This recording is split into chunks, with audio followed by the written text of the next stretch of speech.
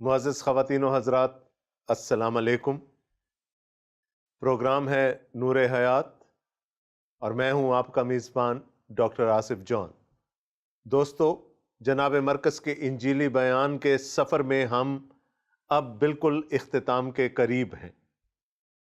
हम 14वें बाब में हैं और इसके बाद हमें 2 अब्वाब का मुतालिया और करना है। हम ना सिर्फ इस किताब के इख्तिताम के करीब हैं, बल्कि हम उस एक बड़े तारीखी वाक़े के करीब हैं जिसमें कि हम अपने खुदावंद यस्सु मसीह को सलीब पर लटकता देखेंगे। पिछले 2 प्रोग्रामों में हम जनाब यस्सु अल मसीह के साथ और उनके हवारियों के साथ गतसमनी बाग में थे। आपको मालूम है कि फसह खाने के बाद जनाब यस्सु अल मसीह अपने शागिर्दों को लेकर जैतून की पहाड़ की तरफ गए और वहां उन्होंने गतसमनी बाग में डेरा किया। खुदावंद यस्सु मसीह अपने शागिर्दों को वहां जागते रहने और दुआ करने की तलकीन करते रहे ताकि वो आजमाइश में ना पड़े। दूसरी तरफ वो खुद भी थोड़ी थोड़ी देर के बाद जाकर दुआ करते रहे। वो दुआ क्या थी, इसका जिक्र हम बहुत तफसील से कर चुके हैं, लेकिन सिर्फ इतना याद दिला दूं कि उस दुआ में जनाब मसीह ने अपनी बेगुनाही का ऐलान किया और एक दफ़ा नहीं किया बल्कि 3 मरतबा अपनी बेगुनाही का ऐलान किया और अपनी जान को खुदा ताला के हाथ में दे दिया, अपने आप को मशीयत इज़्ज़ी का पाबंद कर लिया। जनाब यस्सु अल मसीह ने फरमाया, आए बाप, आए अब्बा, मेरी मर्जी नहीं, क्योंकि अगर मैं अपने आप को देखता हूं तो मैं बेगुनाह हूं, मैं किसी भी सजा का सजावार नहीं हूं। लेकिन इसके बावजूद मैं अपने आप को आपके उस बड़े नजात के मंसूबे में जम कर देता हूं, मैं अपने आप को आपकी मर्जी में जम कर देता हूं, जिसके मुताबिक के जनाब आदम और पूरी नस्ल इंसानी के गुनाह का कफारा और फिदिया हो जाए। अब इसके साथ साथ जनाब मसीह को एक और फिक्र लाहक थी। उनको मालूम था कि जब वो पकड़वाए जाएंगे तो उनके शागिर्दों के लिए भी निहायत आजमाइश की घड़ी होगी। इसलिए वो बार बार अपनी दुआ का तसलसल तोड़कर अपने शागिर्दों को दुआ करने की तलकीन करते रहे। लेकिन वो जब भी वापस मुड़े, उन्होंने अपने शागिर्दों को सोते पाया। फिर वो वक्त आ गया कि जब यहूदा इस्करियोती एक बड़ी भीड़ को, एक बड़े हजूम को लेकर जनाब यस्सु अल मसीह को गिरफ्तार करने की गर्ज से उनके पास आया, उनका बोसा लिया और सिपाहियों से कहा कि इसको गिरफ्तार कर लो। और यूं जनाब यस्सु अल मसीह की गिरफ्तारी अमल में आई। जब वो गिरफ्तार कर लिए गए तो उनको सरदार काहिन के घर में ले जाया गया। मैंने आपको बताया था, चूंकि वो फसह की रात थी, आधी रात तक लोगों ने फसह मनाई होगी, लोग जाग रहे थे। जब यस्सु को गिरफ्तार करके सरदार काहिन के घर लाया गया तो बाकी लोगों को भी बुलावे भेज दिए गए कि वो आ जाएं। तो काहिन, फकीह, फरीसी, कौम के बुजुर्ग सब वहां पर जमा हो गए और उन सब की नीयत एक थी, और वो नीयत ये थी कि किसी तरह से जनाब यस्सु अल मसीह को मुरद इल्ज़ाम ठहराकर उनको मुजरिम करार दिया जाए और ऐसे जुर्म में उनको फांसा जाए जिसकी सज़ा मौत से कम ना हो। पिछले प्रोग्राम में मैंने आपको बताया था कि एक तो ये मुकदमा सरासर गलत था। कोई कानून, कोई शरीयत रात में मुकदमा चलाने की इजाजत नहीं दे सकती, और ये तो अब आधी रात के बाद का वक्त है। मुकदमा चला, रात में चला, गवाहों को खरीद कर लाया गया, उनकी गवाहियां आपस में मुत्तफिक नहीं हुई तो सरदार काहिन ने जनाब यस्सु अल मसीह से खुद ही पूछ लिया कि क्या तू अपने आप को खुदा का बेटा कहता है? اب وہ وقت تھا کہ جب یسوع اپنی خاموشی کو توڑتے ہیں اور وہ کہتے ہیں ہاں میں ہوں، اور تم مجھے خدا کی دینی طرف بیٹھا ہوا اور پھر بادلوں کے ساتھ واپس آتا ہوا دیکھو گے۔ اس پر سردار کاہن نے اپنے کپڑے پھاڑے اور انہوں نے کہا کہ اب ہمیں کسی گواہ کی حاجت نہیں رہی، یہ شخص واجب القتل ہے۔ اور اس نے باقی مذہبی علماء کی، مذہبی رہنماؤں اور پیشواؤں کی رائے مانگی۔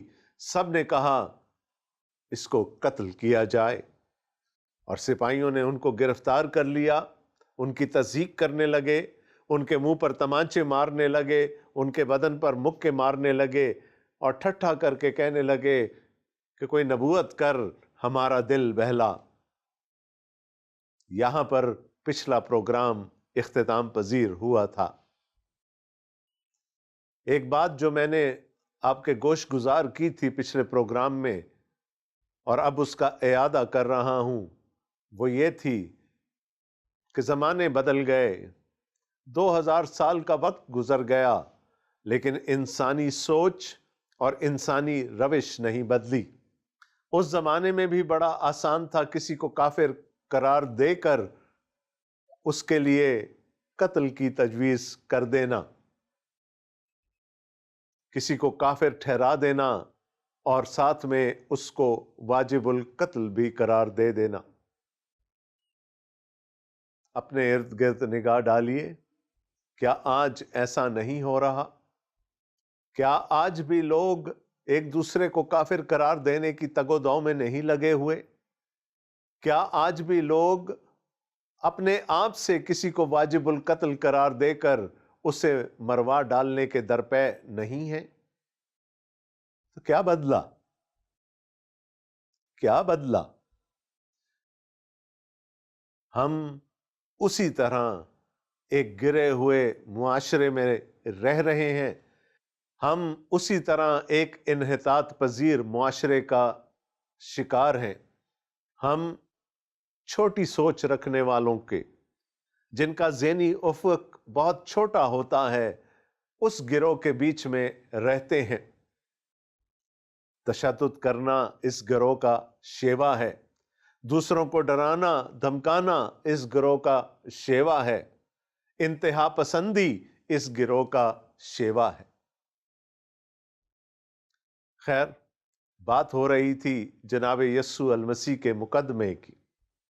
ایک مقدمہ تو چل چکا، اور وہ چلا سردار کاہن کی، یعنی اہل یہود کی عدالت میں۔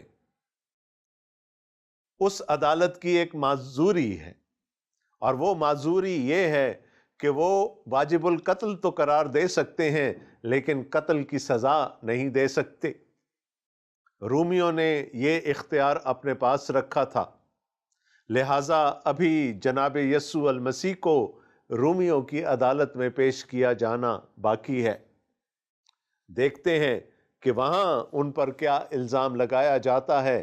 کیا یہی الزام لگایا جائے گا یا الزام کی نوعیت بھی بدل جائے گی؟ ان سب باتوں کے ساتھ ساتھ ایک اور کہانی بنی جا رہی ہے، اور وہ کہانی گھومتی ہے جناب پطرس کی ذات کے ارد گرد۔ جناب پطرس یسوع کے ایک خاص حواری تھے، ان کے ایک خاص شاگرد تھے، ان کے مقربین میں ان کا شمار ہوتا تھا۔ جہاں جہاں جناب یسوع المسیح ہوتے، وہاں پر جناب پطرس بھی پائے جاتے تھے۔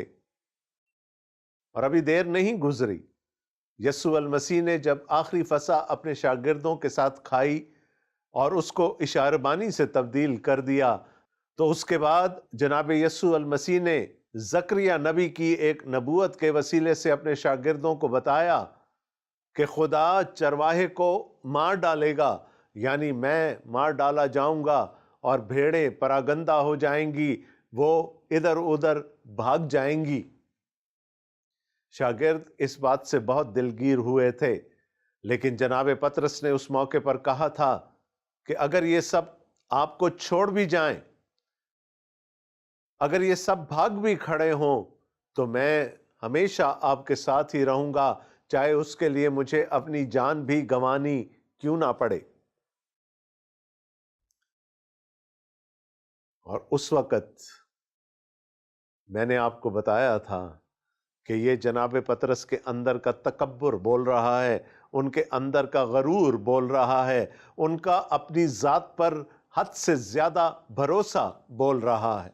گویا اتنا زیادہ تکبر اور غرور کہ وہ اپنے مالک کی، اپنے خداوند کی بات کو رد کر رہے ہیں۔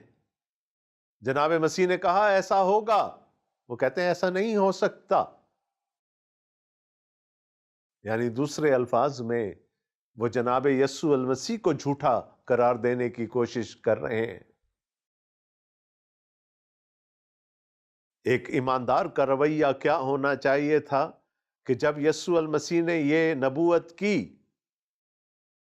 کہ تو میرا انکار کرے گا، تو ان کو جناب مسیح کے قدموں میں جھک جانا چاہیے تھا اور ان سے کہنا چاہیے تھا کہ میں کمزور ہوں، میں لاچار ہوں، مجھ میں ایسی کوئی طاقت یا مجھ میں کوئی حکمت نہیں کہ میں ایسا نہ کر پاؤں، میری مدد فرمائیے، میرے لیے دعا کیجئے کہ خدا مجھے ثابت قدمی عطا کرے۔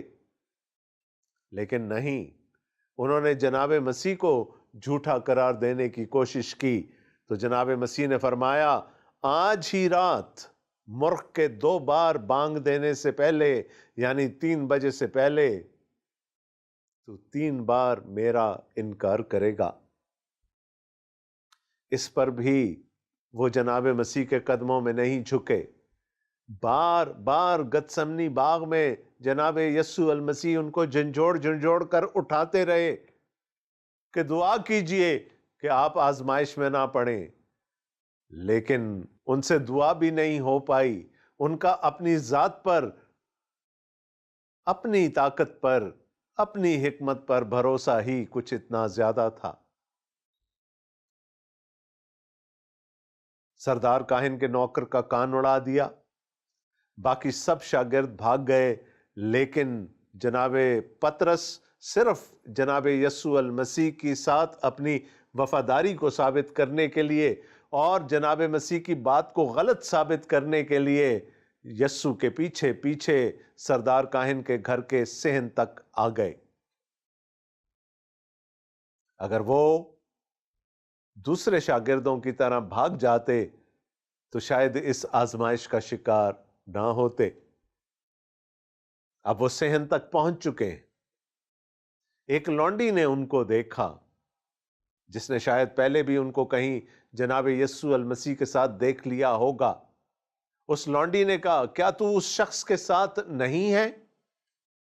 اور جناب پطرس نے فوراً انکار کر دیا، نہیں، میں تو اس کو جانتا تک نہیں، تو کس شخص کی بات کر رہی ہے؟ وہ لونڈی اسی صحن میں ادھر ادھر کام کرتی رہی، لیکن اس کی نگاہ جناب پطرس سے نہ ہٹی۔ وہ دوبارہ آئی اور اس نے پھر کہا تو اس شخص کا ساتھی ہے۔ جناب پطرس نے پھر انکار کر دیا کہ میں اس شخص کو نہیں جانتا۔ تیسری بار اس لونڈی نے، اس عورت نے سپاہیوں سے جا کر کہا کہ مجھے لگتا ہے یہ شخص یسوع کے ساتھ تھا، اور سپاہی ان سے پوچھنے آ گئے کہ تو حلیے سے بھی گلیلی لگتا ہے، تو یقیناً یسوع کے ساتھ تھا۔ اور یہاں پر ایک نہایت ہی عجیب بات لکھی ہوئی ہے کہ جناب پطرس نے یسوع پر لعنت کی۔ یہ تکبر کی، غرور کی، اپنے اوپر تکیہ کرنے کی انتہا تھی۔ اس نے جناب یسوع المسیح پر لعنت کی اور کہا میں تو اس شخص کو نہیں جانتا، میں اس کے ساتھ نہ تھا۔ اور کیا ہوا کہ دوستو، اسی وقت مرغ نے دوسری بار اذان دی، اور تب جناب پطرس کو یاد آیا کہ میرے مالک نے، میرے خداوند نے میرے بارے میں کیا کہا تھا۔ اب شرمندگی اور شرمساری کے علاوہ اور کچھ نہیں ہے۔ لکھا ہے وہ رو پڑے، ان کی آنکھوں سے یکلخت آنسو جاری ہو گئے۔ اور دوستو، روایتوں میں آتا ہے کہ جناب پطرس اس قدر نادم تھے اس ایک بات پر، اور اتنا روئے کہ ان کے گالوں پر آنسوؤں کے اشکوں کے نشان بن گئے۔ یسوع نے کہہ دیا تھا، اور یہ کیسے ہو سکتا ہے کہ جناب یسوع المسیح کے منہ کا قول پورا نہ ہو؟ وہ منوان ویسے ہی پورا ہوا جیسا انہوں نے پیش گوئی کی تھی۔ جناب پطرس آزمائش میں دھنستے چلے گئے۔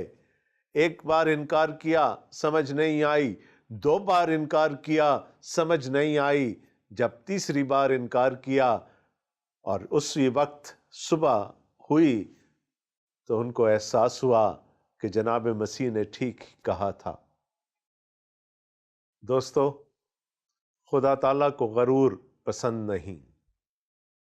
خدا کے کلام میں لکھا ہے کہ خدا متکبر آدمی سے خود مقابلہ کرتا ہے۔ خدا تعالیٰ چاہتے ہیں کہ ہم ان پر بھروسہ رکھیں، ان پر توکل کریں، ہمارا تکیہ ان پر ہو اور ان کے سہارے ہم اپنی زندگیاں گزاریں۔ اور بنی اسرائیل کا کلمہ بھی تو یہی تھا، سن آئے اسرائیل، خداوند تیرا خدا ایک ہی خداوند ہے، تو اپنے سارے دل، اپنی ساری جان اور اپنی ساری طاقت سے خداوند اپنے خدا سے محبت رکھ۔ اگر ہم یہ سمجھتے ہیں کہ ہم اپنی محنت سے، اپنی عبادت سے، اپنی ریاضت سے، اپنی تپسیا سے، اپنے زور سے خدا تعالیٰ سے اس کی بادشاہی چھین لیں گے اور اس کا حصہ بن جائیں گے، تو پھر بھول جائیے، ایسے شخص کی خدا تعالیٰ کے حضوری میں کوئی وقت نہیں، اس کا کوئی مقام نہیں۔ جناب پطرس یہ سمجھتے تھے کہ وہ جناب یسوع المسیح کے شاگردوں میں، ان کے حواریوں میں عمر میں سب سے بڑے ہیں، بلکہ وہ خود خداوند یسوع المسیح سے بھی عمر میں بڑے تھے، اس لیے وہ زیادہ ذہین ہیں، اس لیے وہ زیادہ سیانے ہیں۔ اسی لیے جب کوئی بحث چھڑتی تھی تو وہ چپ رہے بغیر نہیں رہ سکتے تھے، وہ ہمیشہ ہر مسئلے میں کود جایا کرتے تھے، جہاں بولنا نہیں بھی ہوتا تھا وہاں بھی بول پڑتے تھے۔ جناب یسوع المسیح کو پانی پر چلتے دیکھا تو خود بھی پانی میں چھلانگ لگا دی کہ میں بھی پانی پر چل سکتا ہوں۔ خداوند یسوع مسیح نے پہلی دفعہ اپنی موت کا ذکر کیا تو کہا، خدا نہ کرے کہ ایسا ہو۔ اور جناب یسوع المسیح کو اس وقت بھی کہنا پڑا، اے شیطان دور ہو۔ وہ یسوع کو صلیب پر جانے سے روکنا چاہتے تھے۔ جب یسوع نے کہا کہ تمام شاگرد مجھے چھوڑ جائیں گے تو انہوں نے کہا ٹھیک ہے، جانے دیجئے، میں آپ کے ساتھ ہوں، مجھے اگر جان بھی دینی پڑی میں آپ کا ساتھ کبھی نہیں چھوڑوں گا۔ میں جب خود پر انحصار کیا، جب خود پر توکل کیا، جب خود پر بھروسہ کیا تو نتیجہ کیا نکلا؟ شرمندگی، شرمساری، ندامت، آنسو۔ یہ ہے تکبر کا نتیجہ، یہ ہے اپنی ذات پر خدا تعالیٰ سے زیادہ بھروسہ اور توکل کرنے کا نتیجہ۔ روئے اور اتنا روئے کہ اشک نہیں تھمتے تھے۔ وہ جو اپنی ذات پر بھروسہ رکھنے والا تھا ٹوٹ گیا، اندر سے ٹوٹ گیا، اور خدا تعالیٰ کا منصوبہ بھی ان کے لیے یہی تھا۔ خداوند یسوع مسیح اپنی کلیسیا کی ذمہ داری ان کے کاندھوں پر ڈال کر جانا چاہتے تھے، لیکن ایک متکبر پطرس پر نہیں، ایک مغرور پطرس پر نہیں۔ جب جناب پطرس ٹوٹ چکے تو تب جناب مسیح نے ان کو یہ بہت بڑا عہدہ دیا کہ آپ میری بھیڑیں چرائیے۔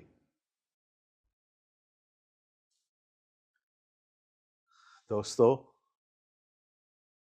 آئیے کچھ دیر کے لیے ہم اپنی زندگیوں پر بھی غور کریں۔ میرا بھروسہ کس پر ہے؟ میرا توکل کس پر ہے؟ میرا تکیہ کس پر ہے؟ بہت آسان ہے جانچنا۔ تھوڑی دیر کے لیے کسی کے سامنے گفتگو کیجئے اور پھر ان کو کہیے کہ آپ کی گفتگو کو آپ کے سامنے دہرا دیں۔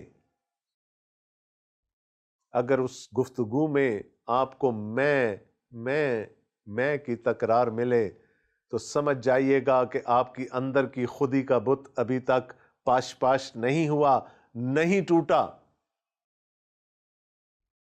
اگر میں کرتے ہوئے آپ سجدے بھی کرتے رہے ہیں تو یقین جانیے گا ان سجدوں کا آپ کو کوئی فائدہ نہیں پہنچا۔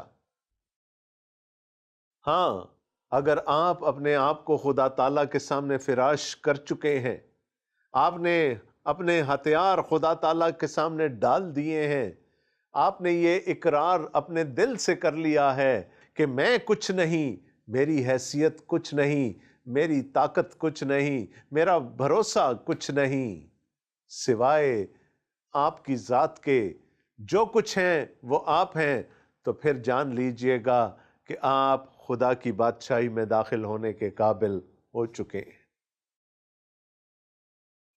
ہمیں اپنی میں کو، اپنی خودی کو قتل کرنا ہوگا۔ جناب یسوع المسیح نے فرمایا اگر کوئی میرے پیچھے آنا چاہے تو پہلا کام اس کو یہ کرنا پڑے گا کہ وہ اپنی خودی سے انکار کرے، اور پھر اس کو اپنی صلیب اپنے کاندھے پر اٹھانی ہوگی، مزید جھک جانا پڑے گا، اور پھر وہ میرے پیچھے آنے کے قابل ہو سکتا ہے۔ آپ کو یاد ہوگا انہی شاگردوں میں، انہی حواریوں میں ایک سے زائد مقامات پر بحث چل نکلی تھی کہ ہم میں سے بڑا کون ہے؟ جب تک یہ بڑائی کی تمنا، جب تک کہ یہ ہمیں زوال پذیر کرنے والی خودی ہم میں سے نہیں نکلے گی، ہماری بندگی کبھی بھی قبول نہیں ہو سکتی۔ آج بہت اچھا موقع ہے کہ ہم اپنی زندگیوں کا جائزہ لیں اور دیکھیں کہ میرا بھروسہ کس پر ہے۔ کیا میں صرف ہونٹوں سے خدا تعالیٰ پر اپنے توکل کا اظہار کرتا ہوں اور اصل میں میرا بھروسہ میرے اپنے زور بازو پر ہے؟ تو پھر آگے جانے کا راستہ بند ہے۔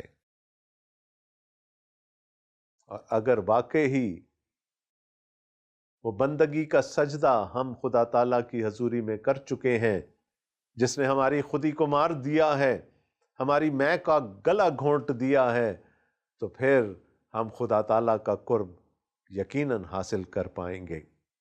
فیصلہ میرا ہے، فیصلہ آپ کا ہے، لیکن ان باتوں پر آج کی شام غور ضرور کیجیے گا۔ دوستو، ایک عجیب و غریب قسم کے مقدمہ ہم نے دیکھا جو رات کے اندھیرے میں چلا، جس میں خرید کر گواہ لائے گئے، جس میں گواہ ایک دوسرے سے متفق نہ ہو سکے، جس میں کفر کا الزام لگ گیا اور کسی ایک شخص کو واجب القتل قرار دے دیا گیا۔ اب آگے کیا ہوتا ہے؟ اگلے پروگراموں میں اس پر غور کریں گے۔ ہاں، اگر آپ یہ چاہتے ہیں کہ آپ کو کوئی مجلد کاپی بھیجی جائے بائبل مقدس کی یا انجیل شریف کی، تو اس کے لیے ہم سے رابطہ کریں۔ ہمارے رابطے کی تمام تر تفصیلات آپ کی اسکرین پر نمودار ہو رہی ہوں گی۔ ہمیں کال کیجئے، ہمیں ای میل بھیجئے، فیس بک یا اسکائپ کے ذریعے سے ہم سے رابطہ کیجئے۔ اپنی قیمتی آراء سے ہمیں نوازیے تاکہ ہم اس پروگرام کو آپ کی آراء کی روشنی میں مزید بہتر بنا سکیں۔ وقت ہوا چاہتا ہے کہ میں وہی دعا کروں جو ہمیشہ کرتا ہوں کہ خدا تعالیٰ مجھے اور آپ ہم سب کو اپنے حفظ و امان میں رکھیں، ہمارے لیے آسانیاں پیدا کریں اور ہمیں اس قابل کریں کہ ہم دوسروں کے لیے آسانیاں پیدا کریں۔ آمین۔ آپ کا میزبان ڈاکٹر آصف جان اگلے پروگرام تک کے لیے آپ سے اجازت چاہتا ہے۔ خدا حافظ۔